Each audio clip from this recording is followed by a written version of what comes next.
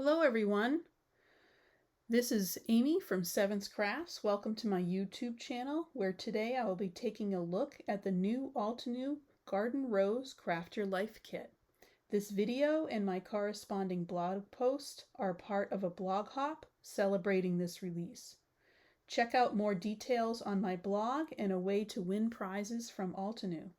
These Craft Your Life kits are jam-packed with a stamp set, a die set, stencils, and a coordinating embossing folder.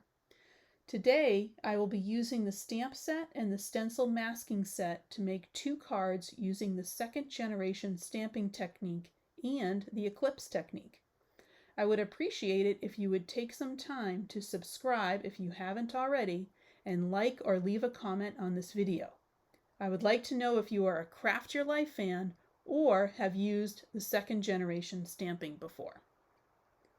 Second generation stamping is when, after you stamp an image the first time, you do not re-ink the stamp before stamping it a second time. This look gives one panel that is bold and a second panel that is soft. On the first card base, I'm stamping 2 flowers using pure graphite ink. On the second card base, I transfer whatever ink is left over with second generation stamping. I then mask off the flower images, add more stamps, and continue to stamp around the page. Each time I stamp, I ink up with pure graphite ink and then stamp whatever remaining ink is onto the second card.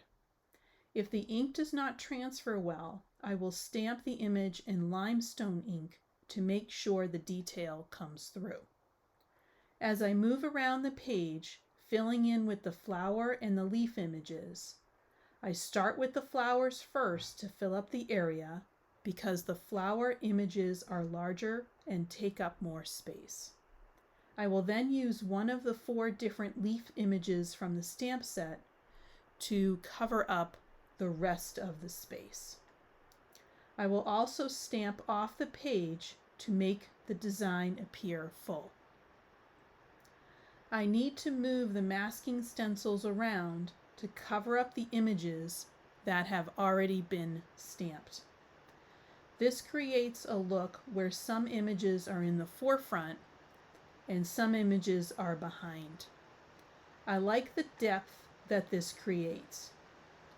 Using the masking stencils is helpful because they don't wear out and I can continue to move them around. At the end of this process, I have 2 4¼ by 5½ inch landscape card bases that are ready for the next step. On a card base that has had the first generation stamping, I'm going to add in color using the layered stamps in the set. Each flower in the stamp set has 3 layers. The large flower is stamped in the red Cosmos ink set, and the small flower is stamped using the cherry blossom ink set. I repeat the layering of all of the flowers, moving the masks as I go. The leaves in the stamp set do not have layers, so instead color is added by using the masking stencil. The colors I am adding are from the Grass Fields set and are Frayed Leaf, Forest Glades, and Evergreen. I add the ink with a small blending tool and then add the darker shades with a detail blending brush. The coloring stencil is a very quick and easy way to add color. I move the stencil around the page to color in each leaf, adding a base layer, then 2 detail layers. I also take this time to color in any flowers that are on the edge of the paper and are not able to be stamped with the colored layers. To fill in the background and make the flowers and leaves really pop, I am using the small blending tool and the detail brushes to add dewdrops ink, making sure to mask off the flowers and leaves as I go. To finish off this card, I'm going to be using a technique called Eclipse. First, I tape the two panels together because will be die cutting letters out of them, and I want those letters to be in exactly the same place. So I add just a little bit of washi tape at the corner of both of the card bases. Then I take a piece of masking tape, turn it upside down so the sticky side is up, and line up the letters from the Altenew Bold Caps Alpha die set. I use the lines on my grid mat to make sure the letters are straight with each other and then straight on the card front. I then run this through my die cutting machine, and then using the letters that are still on the tape, I line up the last two letters, L and O, and repeat the process. Off camera, I die cut and then glued together another H, E, L, L, O to each of the letters I have, which will raise those letters just slightly above the card front. So I ended up cutting these letters out 4 times total.